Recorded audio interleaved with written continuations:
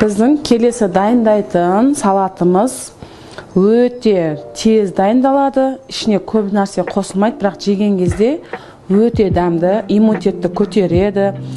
Асқазандағы ет тамақтан жегенге, ет жегенде, майлы тамақ жегенде етті сіңіреді, майлы тағамдар сіңіреді.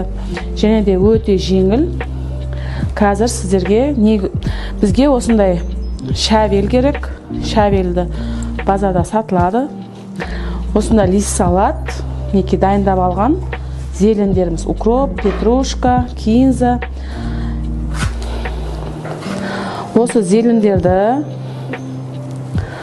майдалап осылай тураймыз.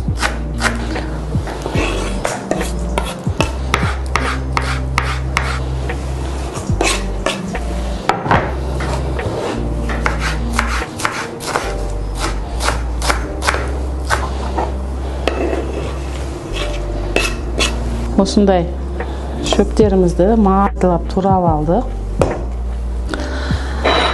Біз оған лимонымызды сығамыз. Осылай.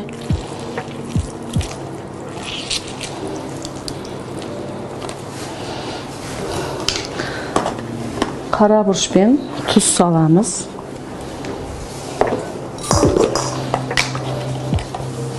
Майонезіміз саламыз да.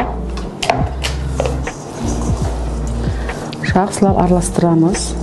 Мен өзім қанша түрлі салат жасасам да, осы салатты жақсы көріп, ең ішінде жақсы көріп жеймін. Жеген кезде өте жеңіл, аппетитті ашады. Қазір тарелкаға саламыз.